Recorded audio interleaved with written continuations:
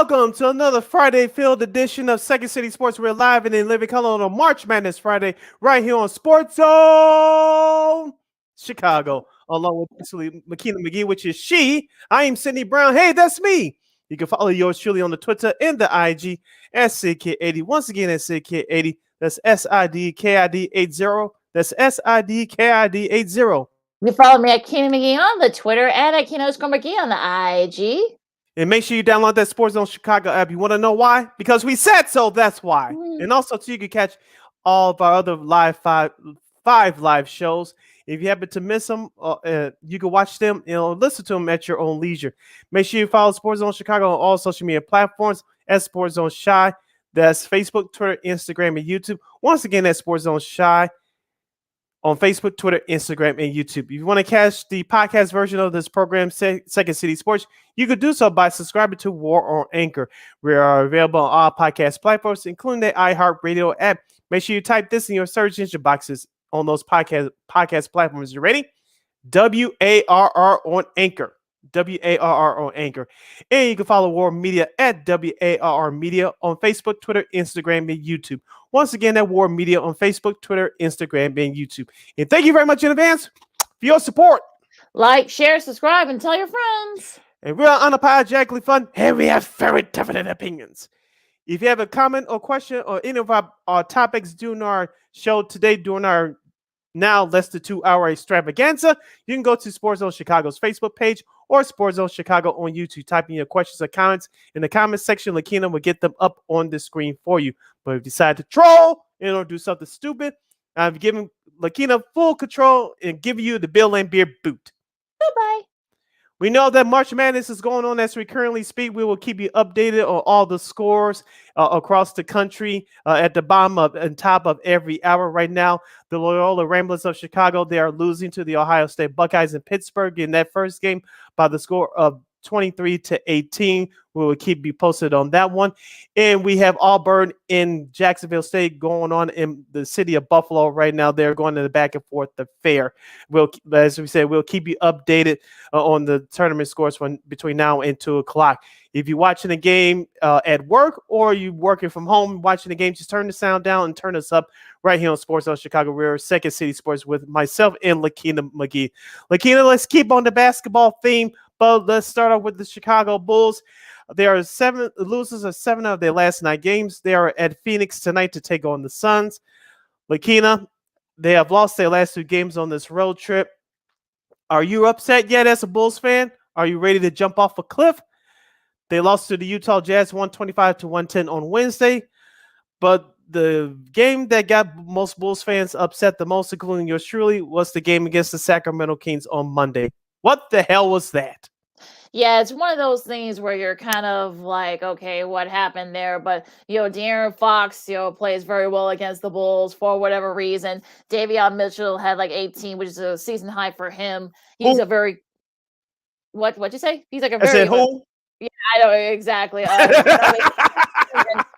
of one of those, again, the weird things happen when, guys, play the Bulls. They always they turn to something else. But it's definitely kind of like, it's definitely a cause for concern, especially if you're the Bulls. You're trying to keep pace with all these other teams. You got, Brooklyn's, been playing, pretty well. We'll get to them in a second. Then you've got, the Celtics have been pretty hot lately, and, everything else. That was just an inexcusable loss.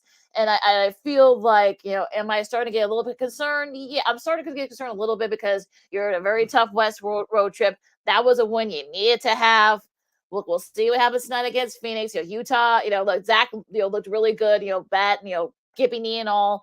But unfortunately, so did Donovan Mitchell. That's the Mitchell we know about.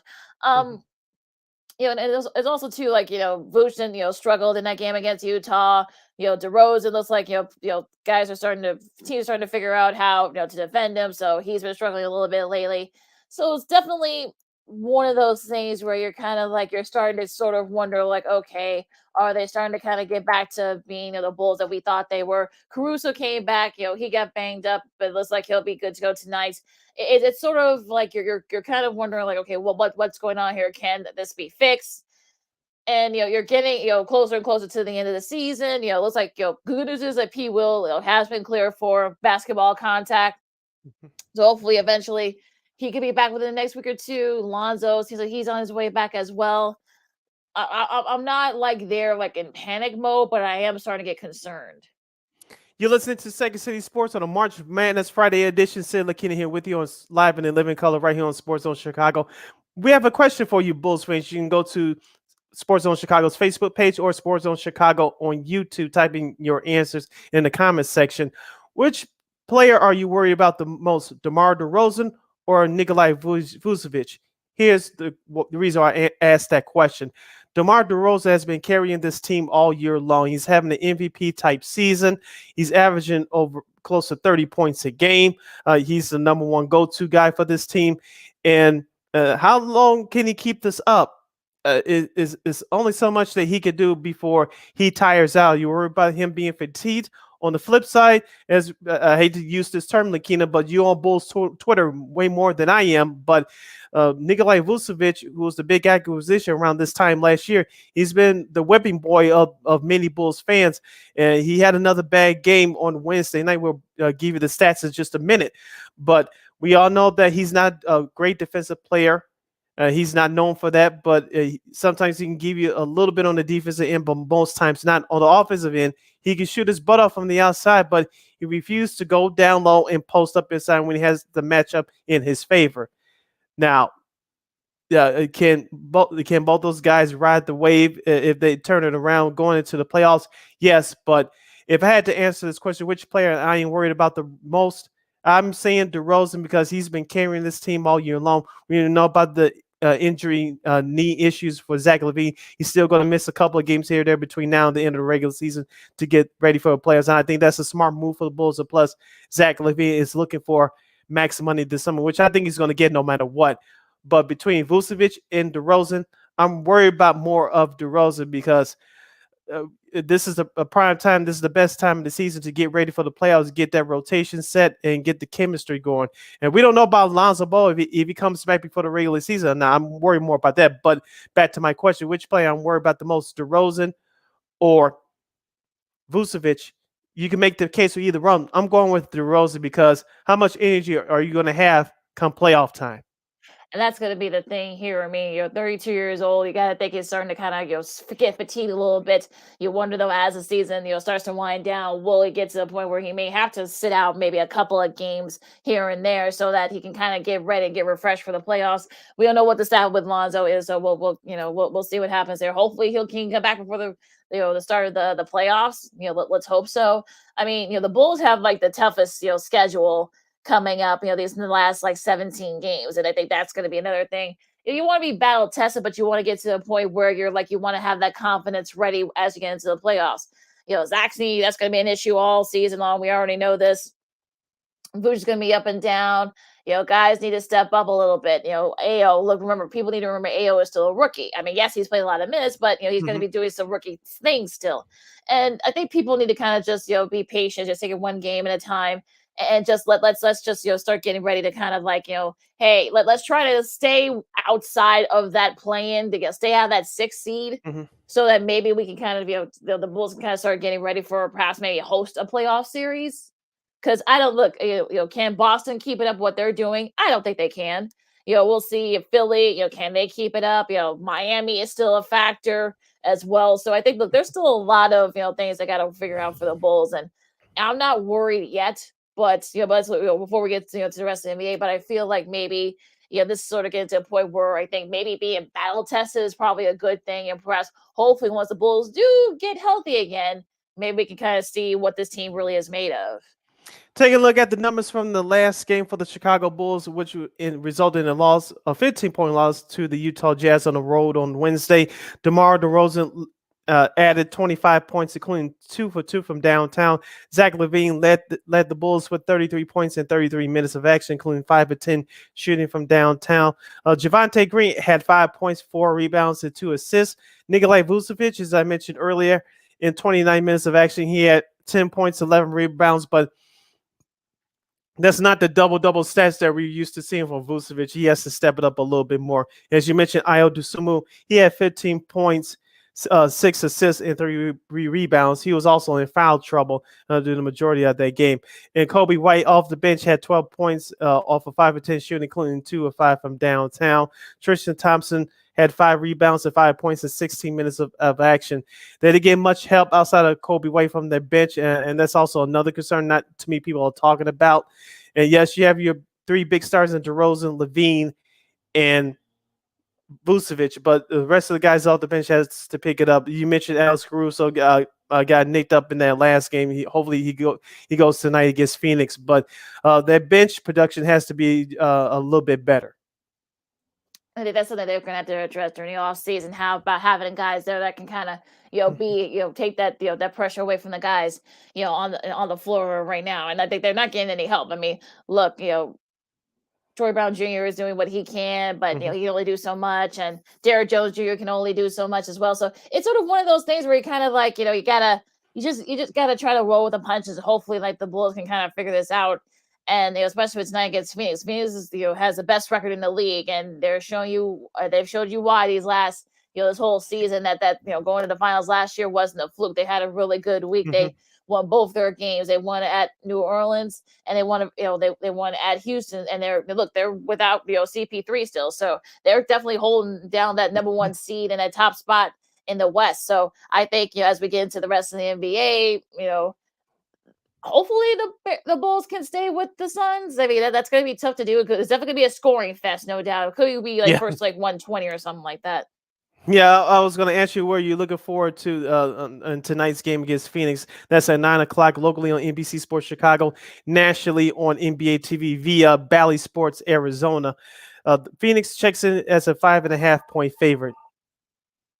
Okay, so I would definitely maybe you could get close as long as the Bulls keep it close. I think that might be that's really the best all you can ask for a team like Phoenix. Even though, like I said, they're out without CP3, but they've got a really look. We know what Devin Booker can do. We know what DeAndre Ayton can do. They've got great bench bench play too. So that's probably going to be definitely going to be the edge that they'll give the Suns the edge tonight. But let's as we get into the rest of the NBA, I think look if they can keep it close, if the Bulls can at least keep it under 15, I think that would be a win. Would you take that to the bank or? Well, I'm not that big of a gambler, so I look my bracket's already busted. So let's move it. Let's move it on. Let's move on to the rest of the NBA. What caught your eye this week? A lot of scoring was the thing in the NBA this week. Yeah, back-to-back 60-point games. Of course, we'll start with Monday's Timberwolves Spurs game, 149-139. Karl Anthony Towns, who won the 3-point shooting contest at All-Star Weekend in Cleveland, he had 60 points. He had 32 points alone in the third quarter. I guess I forgot who the Timberwolves sideline reporter is. Her name is. She told him you had 32 points in the third quarter. He truly didn't know. They did I? She said, yeah. I didn't know that, but Karl Anthony Towns is starting to improve his game. He's a former All-Star. He said he wants to be the best big man shooter ever. He's on his way to doing that right now. So, and don't look out now. But as we told you in the last episode, Minnesota's starting to climb out the standings. He's out of that 7th spot in the Western Conference playoff standings. We said it was going to be a log jam between Utah, Denver. Utah, Denver, and we'll get to Memphis in a minute. Utah, Memphis, and Dallas. Minnesota's starting to make some noise quietly. Yeah, they're sort of inching up there, and I don't think people are kind of not paying attention. And I think Cat was playing inspired because this was around the time last year his parents went to the hospital for COVID, and sadly his dad recovered, but his mom passed away. So I'm sure he was probably playing inspired, with that performance on Monday, 149, 139. I mean, 60 points. I mean, geez. But going into some of the other action from this year, Kyrie had a nice showing against and was 60 himself against Orlando. 150-108 was the final of that Tuesday game against Orlando, and of course, Kevin Durant scored 53 a couple of days prior on Sunday, and I think, unfortunately, I think this is going to be the consistency that you're going to miss because of the fact that once the playoff starts, Kyrie's not going to be able to play in some of these places. So it'll be interesting to see how all this maps out. I don't want to get into the whole political thing because that's not what we do here. But let's just say it's going to get very interesting as we get closer and closer to the end of the season. Yeah, let's just hope that the Nets, if you're a Nets fan, they don't play in Toronto because, as we said before, Canada still has their strict rules regarding CV-19, and we'll leave it at that. But Brooklyn, if they could put it all together, and hopefully, like you said, that mandate would be lifted soon because that's affected baseball too. We'll get to baseball next hour, but Hmm. if Brooklyn somehow things can work out in their favor, they do have a shot, but just they have to go through so much right now, and we'll see what happens. Now, I mentioned the Memphis Grizzlies earlier. They won their last game on Tuesday against the Indiana Pacers, 135 to 102. I was watching Sports Center earlier today. They had their NBA analyst Kendrick Perkins on, and Sage Steele asked him the question, "Who do you think is going to win the West?"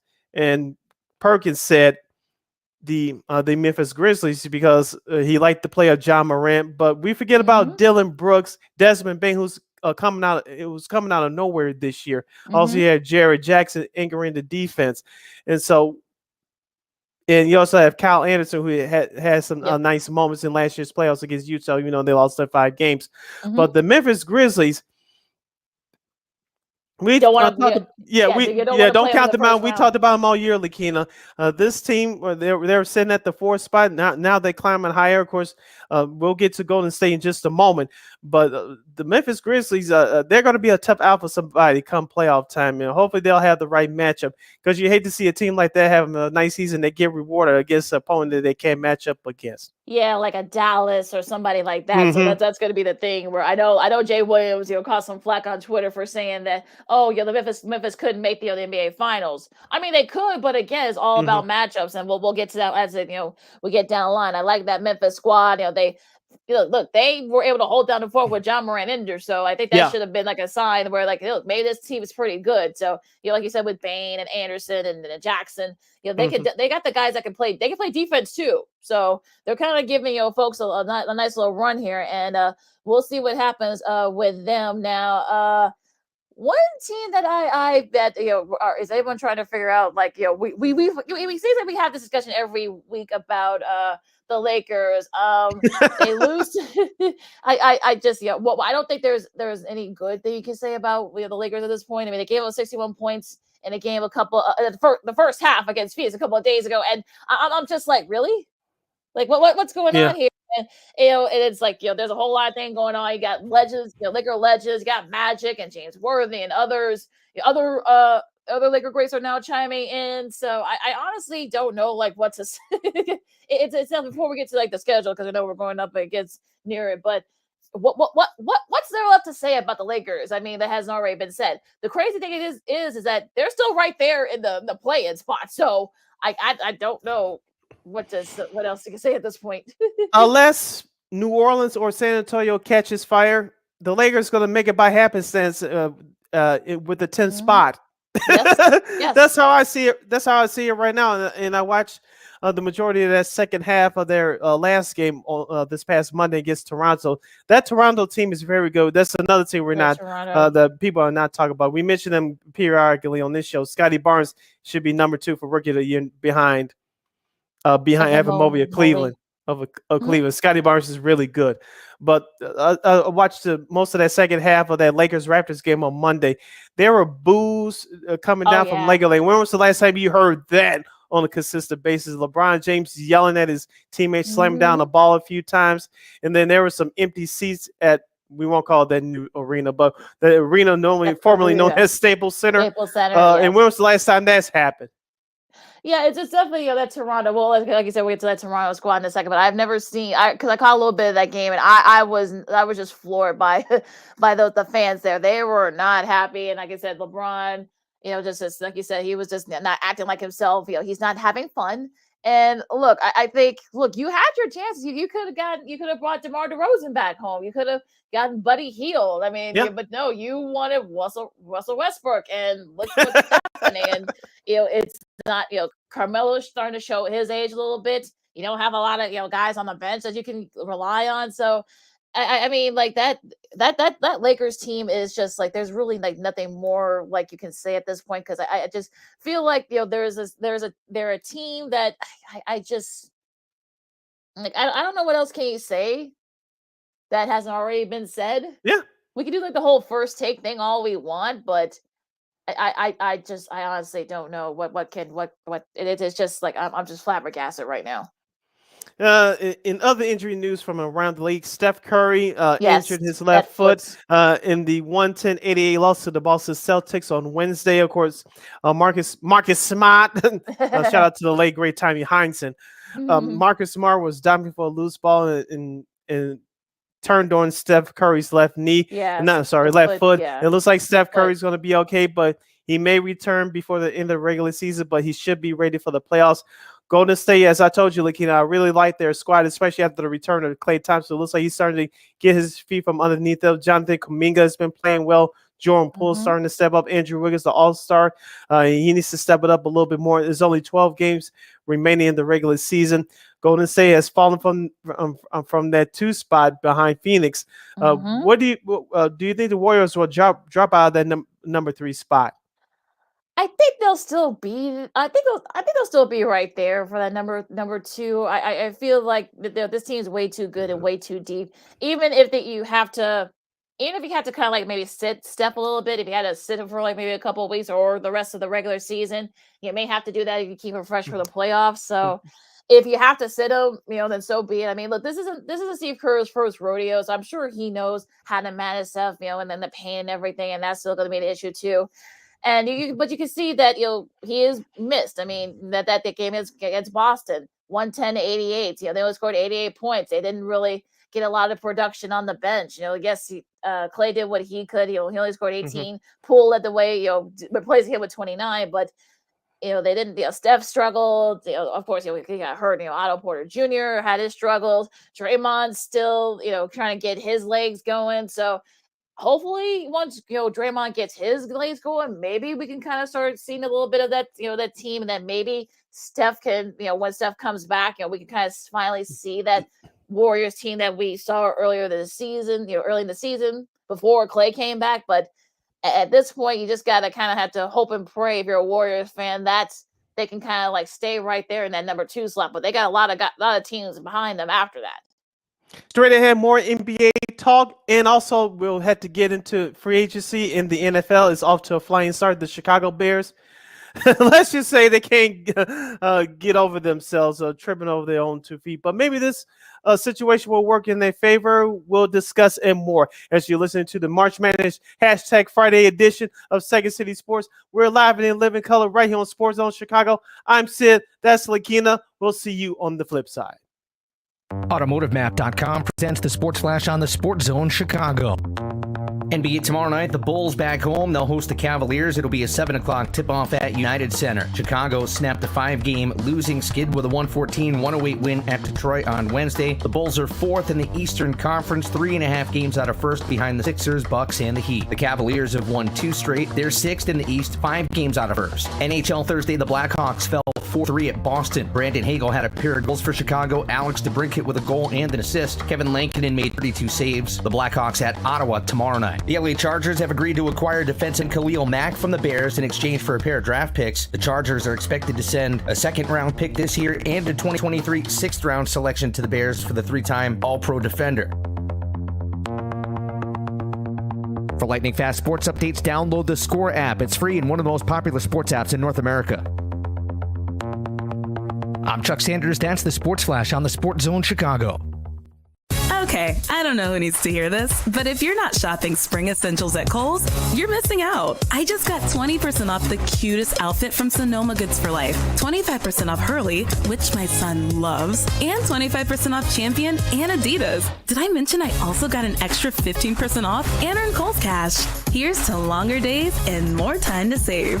Select styles, 15% offer ends March 20th. Hurley, Champion, Adidas, coupons do not apply. Some exclusions apply. See store or Kohl's.com for details. How do you make the most of your mow? Tony and Melissa do it on a John Deere Z530M Z-Track mower. Jump out of the house, a cup of coffee, and I'm at work. You're riding around, it's like going on a go-kart. And for Rodney, he uses his John Deere X350 lawn tractor to turn his yard into my happy place. It's a great place to do Tai Chi. I work on my mind, body, and well-being. There are millions of ways to make the most of your mow. Learn how to make the most of yours at Deere.com. Nothing runs like a Deere.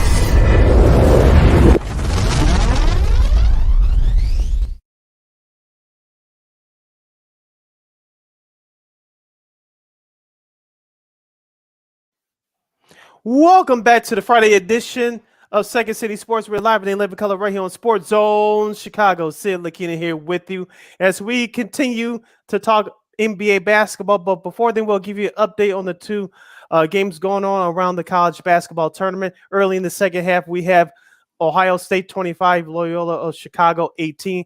And at halftime, Auburn leads Jacksonville State by the score of 39-27. We'll get to deeper into March Madness talk next hour. Again, let's continue the discussion on the NBA by giving you the schedule for this weekend's games. We'll start off with the Friday night schedule tonight.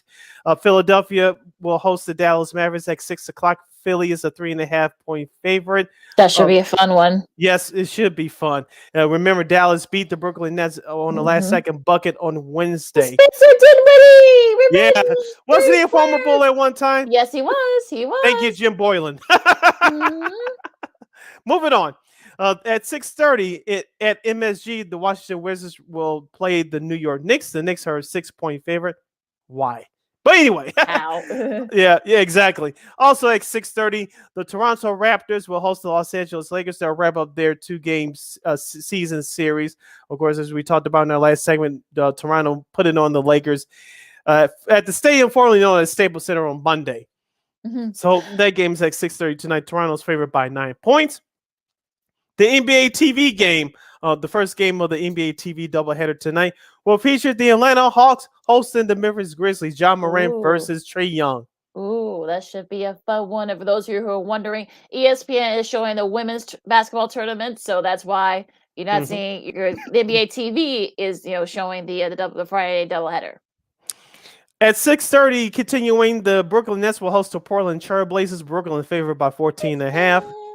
Also at 6:30, Denver at Cleveland. The Nuggets will play the Cavaliers. This should be a fun one. Too bad Jerry Allen is out, but you're still going to get some great basketball. I think, in my opinion, Denver is a road favorite. At 7 o'clock, OKC Thunder will travel to Miami to take on the Heat. At 7 o'clock, Pacers at the Rockets. Boo. At 7:30, we have New Orleans at San Antonio. Both those teams are trying to chase the Lakers down for that play-in tournament. Oh, boy. At 8 o'clock, the Los Angeles Clippers will play the Utah Jazz. At 9 o'clock, Boston at Sacramento. The Kings, they're terrible. That's why, if you're a Bulls fan, you're upset what happened last Monday. But anyhow, of course, the Bulls and the Suns will be part of the NBA TV doubleheader at 9 o'clock. So that's your schedule for tonight. Tomorrow, Saturday, you got Milwaukee and Minnesota. That should be a fun one. Note the start time, though, at 4 o'clock. Should be a good one here in Charlotte. You got Dallas, playing the Hornets. That's at 6 o'clock on NBA TV. Hornets are back at 500. Yes, they are. Cleveland and they host Detroit. And the interesting thing happened last night in the only game in the NBA on Thursday. Points, which is a career high for him. Of course, no one notices because everyone's watching the tournament. So. It also didn't help that it was the only game, so that should be interesting. But it is what it is. That should be the battle of young teams there. Cleveland coming off a back-to-back, so we'll see how they look tomorrow night. Los Angeles, Lakers and the Wizards. Lakers are trying to hold them by a thread to that play-in, one of those play-in spots. Washington still, even though with everything going on with Beal being out, they still are right there in that Eastern Conference stuff for that play-in. So go figure. You have Kristaps Porzingis, who they acquired at the trade deadline from Dallas. So we'll he's see what happens with him, helping keeping them afloat. And that is their schedule for Saturday. Tomorrow. And going to Sunday's schedule at 2:30, we have Portland at Indiana. Also at 2:30, Memphis will play the Houston Rockets.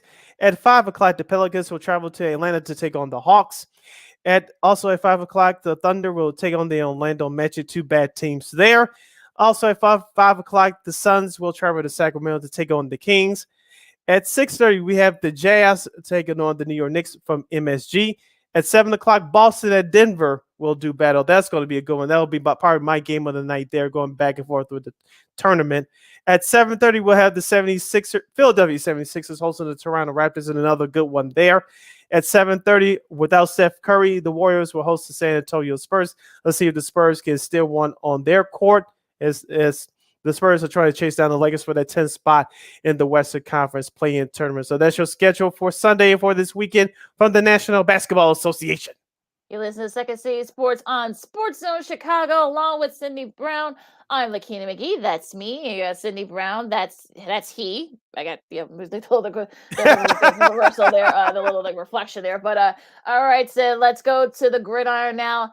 NFL free agency. There was a big trade that came down the pipe just before those night games and March Madness last night. We'll start with that one. Devontae Adams. Nope, he's not with the Packers anymore. He was traded for a first and second round pick for this year to the Las Vegas Raiders, where he's going to be playing with his former college teammate from Fresno State, Derek Carr. If you guys remember, Carr broke all types of records, school records. I think he still holds some of those passing records. And I think, Devontae had like some receiving records too. I think he's, right still. And they won the inaugural Mountain West Championship. That's when the Mountain West Conference was formed back in 2012. 10 years ago. Jesus, it's been 10 years. Good grief. Yeah, that's why he wanted to go back. And now he has signed a new deal with the Las Vegas Raiders for, I think, like 6 years, like 128 or something like that, 125, 128 or something like that, give or take. And it's a lot front loaded. And apparently the Packers were willing to pay him, at or above the value that they were going to give Aaron Rodgers. Now, apparently Aaron Rodgers knew that this was going to happen, but Adam said that he wanted to play with his good buddy Derek Carr. They're actually neighbors now in California, in Oakland, I think still. That's where they're from. What do you think about this? This is kind of crazy. I think this kind of literally came out of nowhere. We talked about the Russell Wilson trade last week, Lakeena, and we said by default, and they made the playoffs last year, that the Raiders were the fourth team in that AFC West division. And look at what they've done this week. They picked up Chandler Jones from Arizona. He's definitely going to give them some pass rush. So desperately needed pass rush. And you added Devontae Adams offensively. You have running back Jacobs there. We saw what he did against the Bears a couple of years ago. And that Oakland team, especially offensively, is very nice. New head coach Josh McDaniels is going to have some new toys to play with, and defensively they're starting to get better. So the AFC West is competitive, and it's going to be more competitive as I believe the season goes on. We'll see what they do in the draft, but on paper, as long as they don't have any major injuries, the Las Vegas Raiders defense is going to be nice to watch, because we all know that Devontae Adams is a top five wide receiver in the NFL. He is, and it's going to be very interesting though, because that whole division, you thought that maybe the Chiefs got the edge, but then they pulled up some wins and some big signings. Then you get then the Raiders were going to be runaway and hiding. No, they've made some moves. They brought Max Crosby back as well, and of course Denver trade for Russell Wilson and some of the other moves.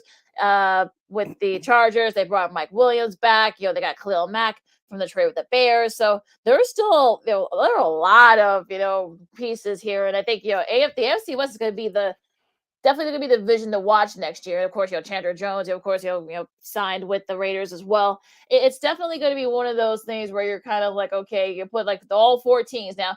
Can both teams still improve, during the draft and whatnot? But you also have to wonder, too, that the Packers could be a winner in this trade, too, because they're getting a first and second round pick for this year, not for, a year or 2 years from now. So they're thinking about maybe still winning.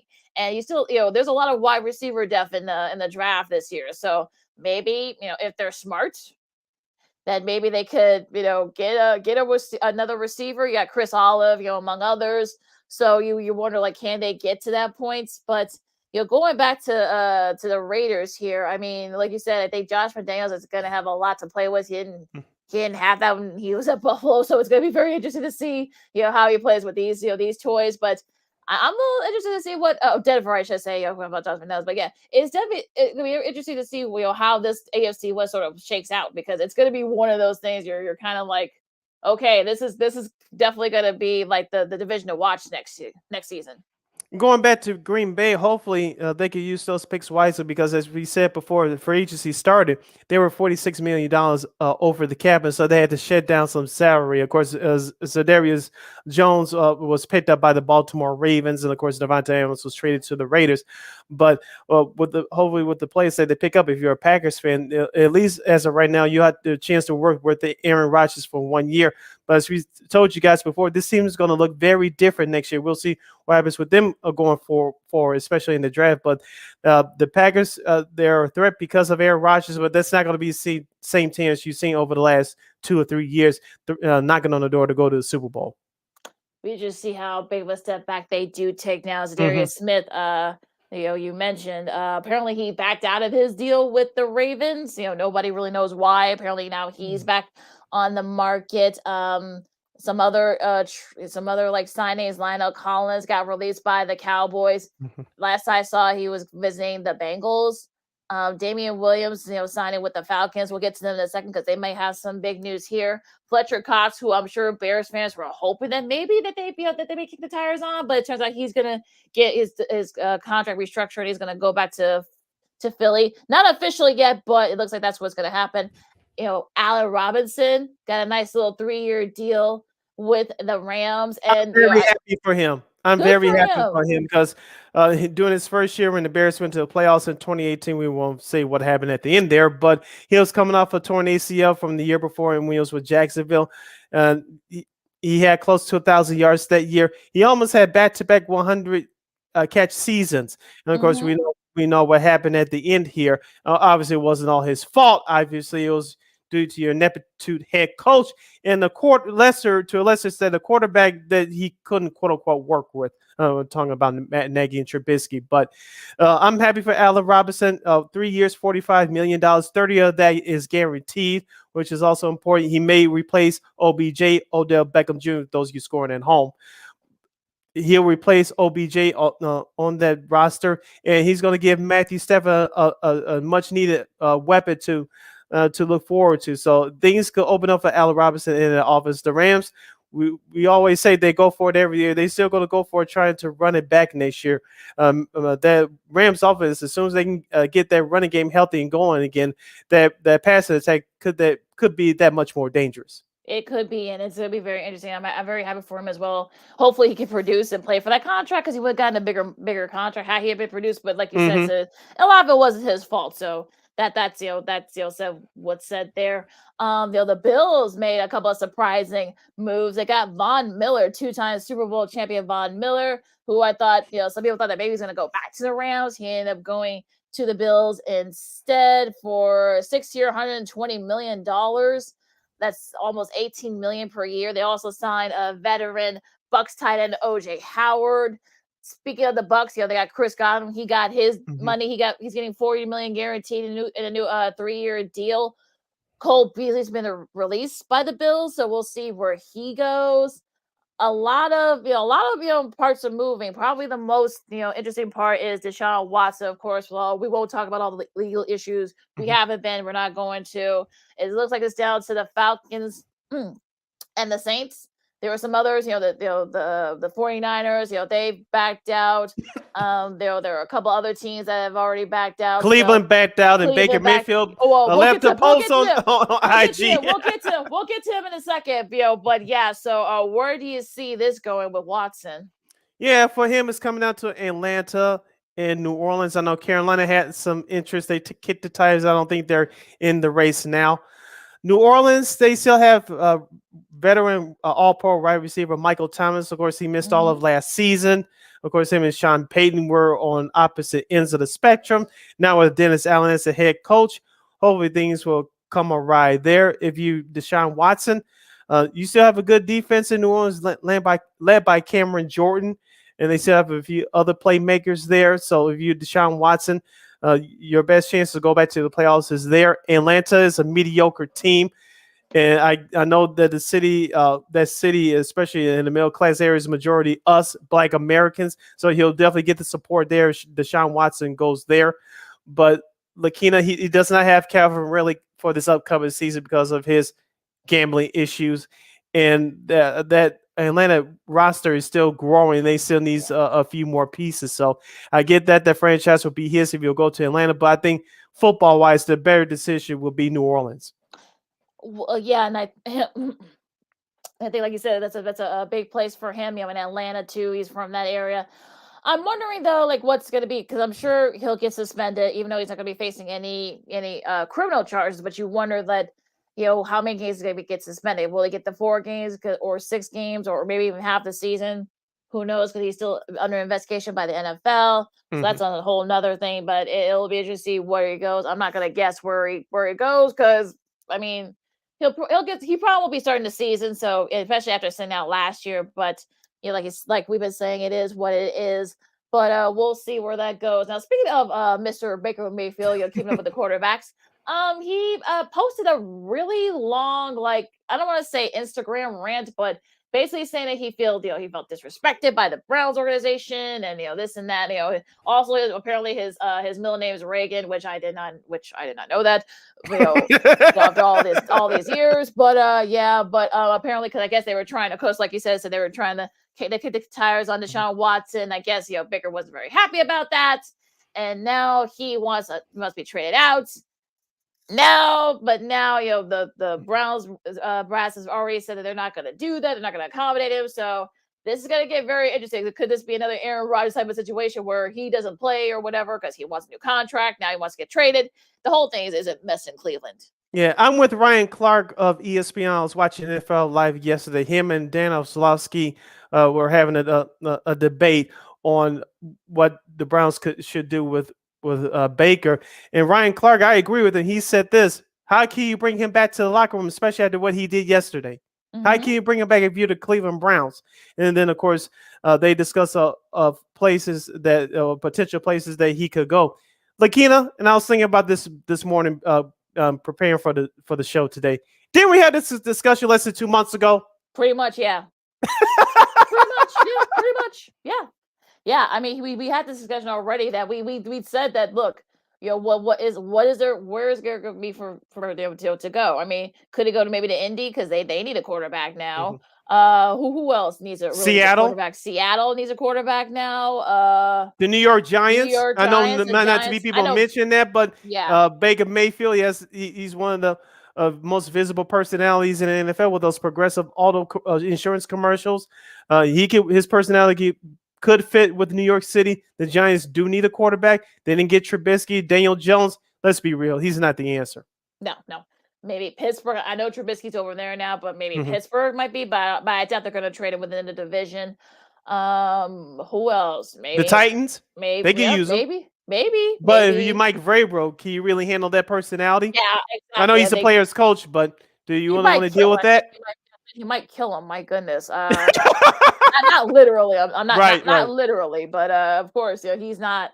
For San Francisco, I mean, do you really want to, if you're Kyle Shanahan, do you want to deal with that headache? You're pretty been drama free, so there aren't really that many places for him to go, and I feel like you can't bring that back into the locker room, especially since he wasn't very productive last year. I know he got banged up, but he still wasn't very productive, and the Cleveland was right there for a playoff spot, but it was because of him being nicked up and everything else that it was just like it just wasn't meant to be. So it'll be interesting to see how this goes because, there's lots to figure out here. Yeah, assuming that Baker Mayfield goes, or whether it's draft time or right before training camp or what have you, which quarterback should Cleveland pick up? I think Jimmy Garoppolo fits what Cleveland wants to do because Cleveland's a run-first offense and they have a strong defense. And what San Francisco's their game plan has been over the last 2-3 years: run the ball, play strong defense. And Jimmy Garoppolo fits that system, and Kevin Stefanski, the head coach of the Browns, he fits that system perfectly. It'll be interesting to see because they could probably get a couple of first round picks, your first and second rounder. So if you're San Francisco, you can probably use it to perhaps maybe get an extra line help or extra defensive line help. So that might be something that maybe John Lynch probably will think about. The GM for the 49ers. So we'll see what happens there. Now the Bears. Now this just happened about over an hour ago. Larry Ogunjobi, he failed he was all set to sign with the Bears, but as with all trades, you got to pass a physical. He failed the physical. Now he's not signing with the Bears. But the good news is they did pick up defensive tackle Justin Jones from the Los Angeles Chargers. So I guess he was kind of like their backup plan. But this is a little bit crazy. It does happen from time to time. But if you read the statement from the Bears, from Ryan Poles, from the GM for the Bears, you're kind of, it makes you kind of like scratch your head. It does, but I'm not saying that this management is perfect. But I'm not going to sit here and say they're ineptitude either, because they just gotten started. But I agree with our guy Sean Sierra from Sean and Miami in the Morning. You can listen to him every Monday, Wednesday, Friday, 9 to noon Central Standard Time, right here on Sports Zone Chicago. And he said that both of them are straightforward people. They're direct, and this is what this franchise, in terms of the Bears, desperately need. And head coach Matt Eberflus, the new guy, he's a no nonsense guy. He's a very detail oriented person, and that's how that looks like. That's how they're going to operate this thing to get this situation turned around. If something's not right, you just put it to the side, throw it in the trash, and say, "Hey, let's move on." And that's what you have to do with these situations. You have to turn over every leaf and see and kick the tires, as they say, to see that if the situation of this particular player fits your system. If it does, you just have to move on. Right now, the Bears are in a rebuilding phase, and I don't have a problem with it. I just hope that, I know we're a long ways away from the draft and, of course, the start of training camp, but I just hope, for me, in my fear, I'm using air quotes for those listening back on the replay on our podcast, that this doesn't become a Jacksonville situation. You're going to potentially waste a good prime years of Justin Fields, but we have a long way to go. Yeah, James Daniels, they decided not to re-sign him. Of course, now instead he's going to the Steelers on a 3-year contract. What do you think about that one? Because I kind of feel like, they got other, guys that can kind of like, do the positioning and stuff. He was kind of playing out of position for all these years. And I think that's part of the problem. So he'll probably get an opportunity to do that in Pittsburgh. So yeah, it's a good move for the Steelers. Yeah. Yeah. Yeah. Any other trade? Yeah, because there were a lot of trades that have been coming up this last week. Anything else kind of caught your eye? Were there others that kind of like made you scratch your head and think, huh? What about Randy Gregory signing with the Broncos? Yeah, pulling the fast one. He was supposed to, he was all set to sign with the Cowboys. Then, maybe right before he was supposed to put the sign on the dotted line, I guess the Broncos offered him more money, and they were able to swoop him up. And that's another big pickup for the Broncos in the AFC West. And when he's not, I don't want to say once he's healthy and not getting into trouble. Yeah, he is one of the best. I was trying to choose my words carefully. He's one of the best defensive ends in the league. Last year, I think right up there, with pressure into the quarterback. He was right there, near the top in the top 10. So what do you think about this move? And I heard some people say that this may put Denver over top as far as being a shoe-in playoff team. That may be the case, but they still have some work to do, especially in the secondary. I know they still have Kyle Fuller over there from the former Chicago Bears defensive back. The rest of the secondary still needs some work. O-line too. They the O-line too. That's why Russell Wilson left Seattle. So there's still a lot of O-line issues. Yeah, if you don't fix that situation ASAP in Denver, Russell Wilson is going to have the same problems. You need to shore up their running back position. So they still have some work to do. I think they are a borderline playoff team, but they still have some holes to fill. Yeah, they're kind of right there, but I'm not gonna give them the division just yet. I think it is still the Chiefs and the Chargers. I feel like the Raiders might be up there as well. So there's still a lot of moves to be made here on all fronts of those teams in the AFC West. Any other signings that kind of caught your eye? Because we still got a couple more minutes left. Yeah, it's just like I said, that Randy Gregory one really jumped out at me. And like I said, the defense looks a little bit better on paper, but they still have a lot of work to do. We'll see what they do in the draft. Absolutely. What about you? Yeah, I think that Randy Gregory one, I feel like that kind of caught a lot of people off guard, and like you said, I think Dallas and what they're doing. I'm still kind of trying to figure out they lost Gregory, they released Lionel Collins. A lot of that is sort of I think a lot of it was more money.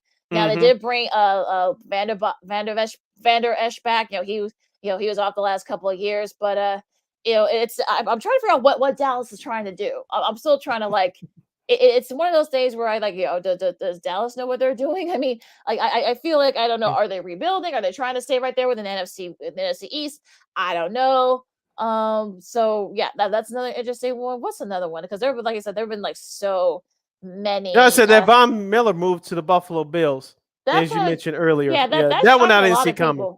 Yeah, that shocked a lot of people because I know he loved playing with the Rams. He got his second ring A lot of people thought that maybe he probably would stay there maybe another 3 years, but maybe it was a money thing. I don't know. But it looks like Buffalo. Look, Buffalo's trying to win now, and I feel like making this move, he could be like that later on the defense. He has playoff experience. We know this, so I think he kind of like. I think Bills fans wish he had been there when that whole thing with the Chiefs and stuff. But that's a whole another thing. But yeah, Allen Robinson going to the Rams. Speaking of, I think he really does deserve it. Hopefully, I'm sure Matt Stafford will make sure he gets the ball. So, and look, there's still a lot of guys out there on the market. Zarius Smith, who decided not to sign with the Ravens for I'm still trying to figure out why. He's still out there. So there are a lot of guys that are still out there, and there might be some guys moving around there. Jimmy G might still be moving around soon. So there's still a lot of guys that are out there. Cole Beasley's out there still. So it'll be interesting to see where he goes. So there's still a lot of names out there. Yeah, back to the Bears quickly. I know we're running up against it for the to close out the first hour, but wide receiver Byron Pringle from the Kansas City Chiefs signed with the Bears.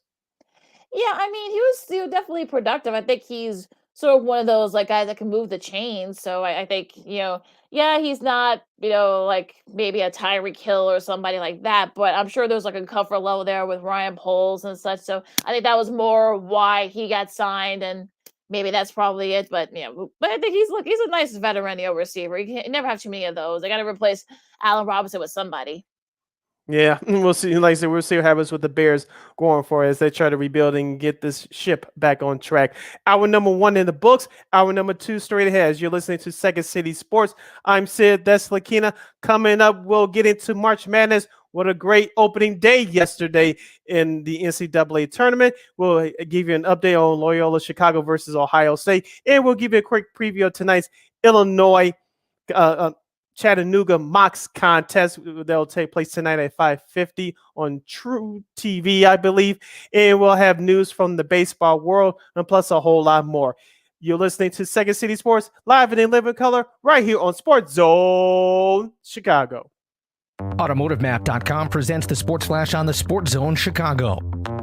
NBA tomorrow night, the Bulls back home. They'll host the Cavaliers. It'll be a 7 o'clock tip-off at United Center. Chicago snapped a 5-game losing skid with a 114-108 win at Detroit on Wednesday. The Bulls are 4th in the Eastern Conference, 3.5 games out of first behind the Sixers, Bucks, and the Heat. The Cavaliers have won 2 straight. They're 6th in the East, 5 games out of first. NHL Thursday, the Blackhawks fell 4-3 at Boston. Brandon Hagel had a pair of goals for Chicago. Alex DeBrincat with a goal and an assist. Kevin Lankinen made 32 saves. The Blackhawks at Ottawa tomorrow night. The LA Chargers have agreed to acquire defensive end Khalil Mack from the Bears in exchange for a pair of draft picks. The Chargers are expected to send a second-round pick this year and a 2023 sixth-round selection to the Bears for the 3-time All-Pro defender. For lightning fast sports updates, download the Score app. It's free and one of the most popular sports apps in North America. I'm Chuck Sanders. That's the Sports Flash on the Sports Zone Chicago. Okay, I don't know who needs to hear this, but if you're not shopping spring essentials at Kohl's, you're missing out. I just got 20% off the cutest outfit from Sonoma Goods for Life, 25% off Hurley, which my son loves, and 25% off Champion and Adidas. Did I mention I also got an extra 15% off and earned Kohl's cash? Here's to longer days and more time to save. Select styles, 15% offer ends March 20th. Hurley, Champion, Adidas, coupons do not apply. Some exclusions apply. See store or Kohl's.com for details. How do you make the most of your mow? Tony and Melissa do it on a John Deere Z530M Z-Track mower. Jump out of the house, a cup of coffee, and I'm at work. You're riding around, it's like going on a go-kart. And for Rodney, he uses his John Deere X350 lawn tractor to turn his yard into My happy place. It's a great place to do Tai Chi. I work on my mind, body, and well-being. There are millions of ways to make the most of your mow. Learn how to make the most of yours at Deere.com. Nothing runs like a Deere.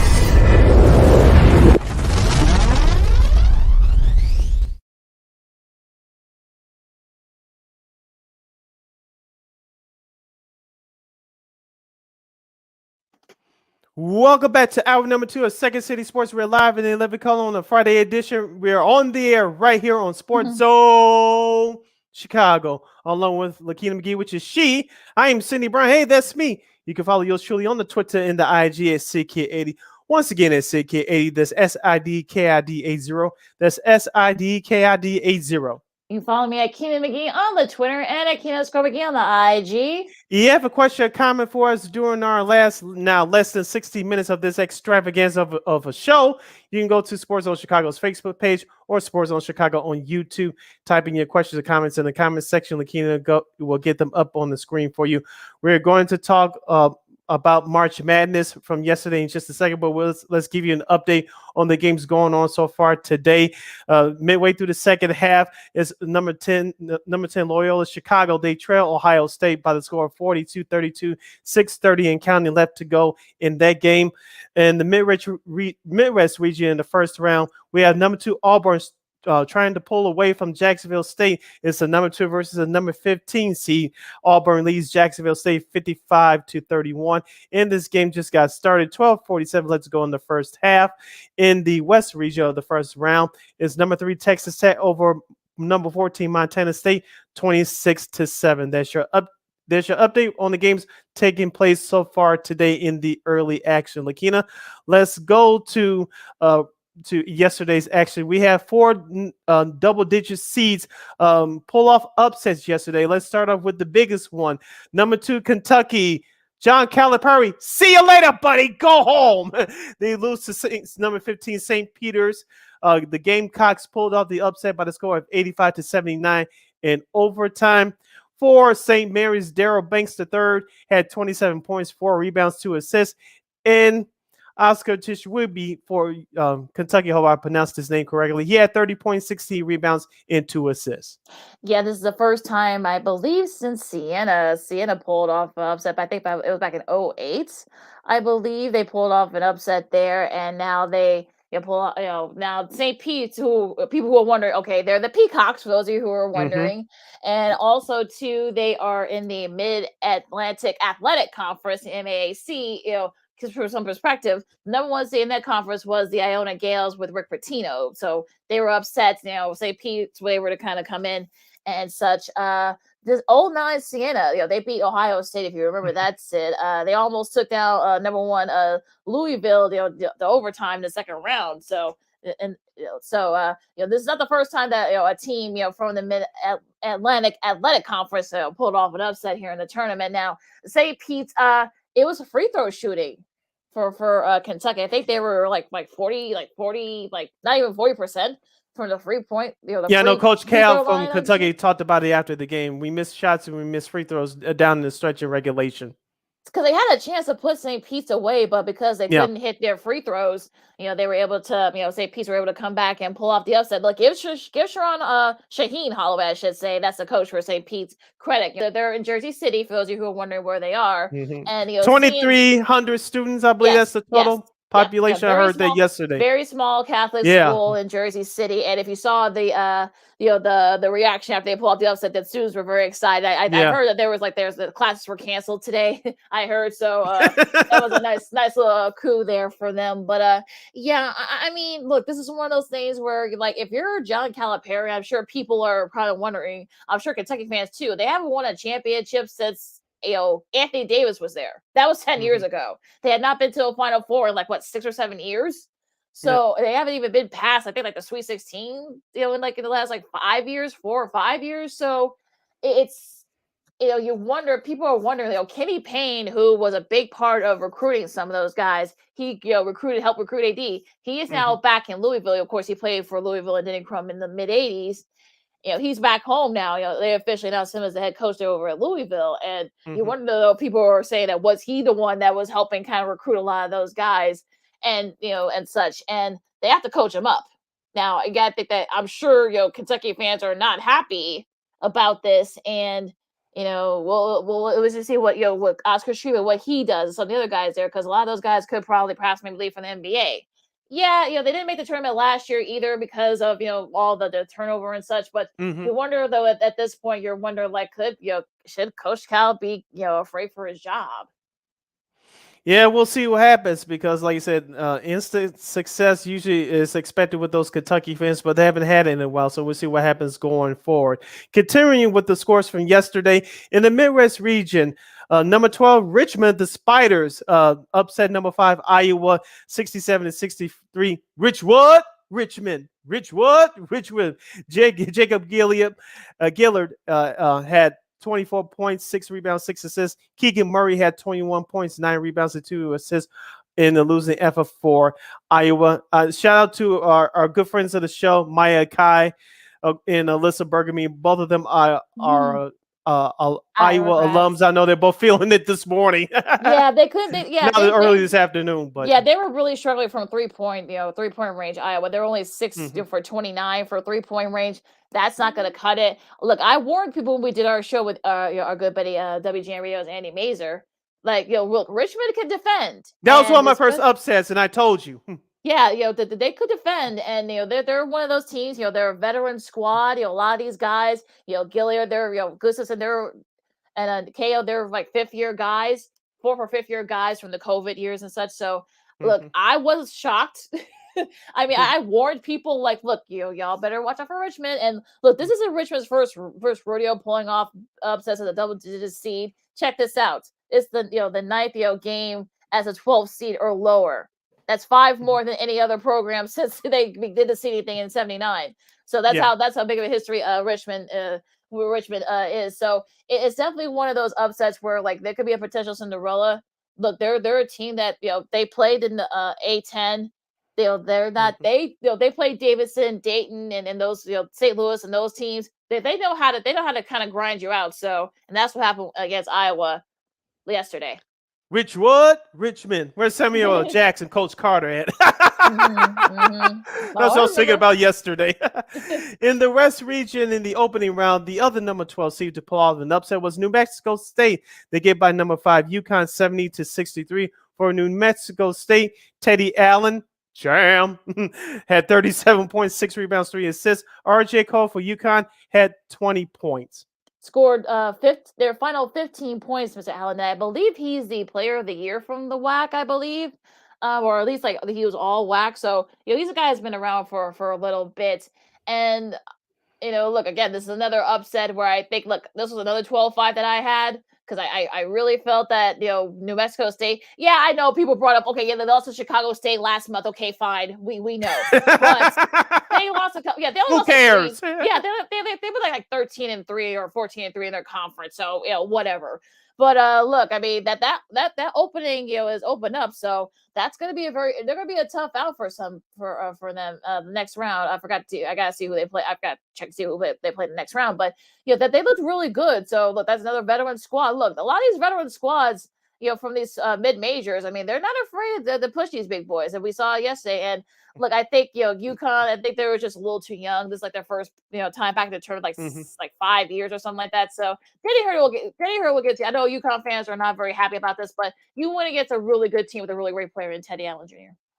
Yeah, those days of Jim Calhoun are long gone. You're listening to Second City Sports on the hashtag March Madness Friday edition. I'm Sid, that's Lakeena. We're live in the Living Color on Sports Zone Chicago as we discuss March Madness opening day from yesterday. It was one of those best days to remember as we continue to recap the games from yesterday. Number 1, Gonzaga had no trouble with Georgia State. It was the 1 versus a 16 in the West region, 93-72. They were only up 4, but like 9 minutes left, Sid. I mean, I'm sorry. I think they got bailed out a little bit because they were just teasing us. I didn't fall for that foolishness. Yeah, look, Georgia State, I think one of their top defensive guys like fouled out, so I think the refs kind of helped Gonzaga. That just shows that I don't trust Gonzaga. I'm sorry. I know you had a win in all, Sid, but I'm sorry. That is the reason why I don't trust them. But but we'll get to that in a second. Now, the other one, number 1 seed that was actually yesterday, Kansas did what you're supposed to do to a number 16 seed. They jumped on Texas Southern a little bit early. Remy Martin, remember that name from Arizona State? 15 points there. No, not the rapper. No, not the liquor. No, not him. Not him. He played at Arizona State, transfer, went to after the COVID year, got another year eligibility. Now he's playing at Kansas. 15 points for him, leading the way there. They looked really good. Look, they did what you're supposed to do against a 16 seed in Texas Southern. So that was a nice, really great, team win for them. Going into that, staying in that same that part. Creighton had to come back against San Diego State. Yeah, way to go, not make your free throw, San Diego State. Really? Like I had them in the money line. That didn't work out for me. But look, a nice comeback by the Blue Jays, and now they got to play Kansas in the second round. Baylor, same thing. Did what you're supposed to a number 16, number 16 seed. This case, they beat Norfolk State. Matthew Mayer had 22, leading the way there for them. Tennessee. I really feel like this team could be, I don't want to say sleeper, but they could definitely be up there. They defeated Longwood. Santiago Vescovi had 18 points, I should say, leading the way for them. UCLA needed a comeback. I was watching this one last night, the second half, after I got home from my other gig. Yeah, UCLA, they had to sweat it. I guess John Groschi, the former Illini basketball head coach, Illinois, yep. They got by Akron 57-53 for UCLA. Jamie Jacquez Jr. I'm sorry, I'm butchering up his name. He had 15 points, 9 rebounds, 6 assists. UCLA, they had to fight for this one. Tiger Campbell hit the go-ahead 3. They put the game away for them. If you don't remember him, he's got that wild hair. He's a great player too. It doesn't look, his game's not as wild as his hair, I promise. But he kind of led the way there. Had to put the team on his back for that one. But a really nice team win for UCLA. Like I said, they really need to grind that out. Gross. People don't know Jim Gross. Their team's going to push them. So that was a really nice win for them. Providence, some people were wondering, could Providence maybe get a little bit of a hard time from the Jackrabbits of South Dakota State, but they were to hold them off. No need for any cardiac friars here, frantic friars as they call them. Arkansas against Vermont, they in the West region, they had to grind it out there, but their defense, held them off late. St. Mary's. I mean, probably the best part about that game was the cheerleader that had to, they had they had to get 2 of them just to get the ball from behind the backboard. In front of those cameras. That was pretty cool. Good call by Andrew Catalan too with that in that one. That was really cool. He actually was the one who suggested it first, and sure enough, the Indiana cheerleader, she comes in. I know that's gonna be her one shining moment. Unfortunately for Indiana, that was probably their only highlight. Unfortunately. Murray State. I know you want to get to this game, Sid. Murray State, against San Francisco. I said first to 90 wins, and sure enough, that's exactly what happened. And this was a really great game, probably the game of the night, I think. KJ Wills had 18 points. Jamari Boye had 36 points. I believe he's all West Coast Conference, I'm not mistaken. Kind of had the team on his back for a little bit, but it was Murray State that held it together. They pulled away late, and with Kentucky no longer being in that part of the region, it opens a spot for them. Yeah, as you mentioned, Tevin Brown has 17 points and 8 rebounds. Check this out, Lakeena. Speaking of numbers flip-flopping, San Francisco led by 1 at halftime, 37-36. Murray State outscored San Francisco 37-36, in which forced overtime. Of course, Murray State scored 19, outscored San Francisco 19-14. San Fran was right there, but it was the hot shooting of Murray State that pulled them through. As you say, Lakeena, the first one to 90 points wins, and Murray State, there could be another Cinderella potential as well. Well, don't call them a Cinderella. I mean, this isn't their first rodeo. I think they went to the Sweet 16 when John Morant was there, so a few years ago. So it wasn't. This isn't their first rodeo into this. So going out to the Ohio Valley, remember they're going to the Missouri Valley next season. They're going out in style. It looks like. So we'll see what happens there.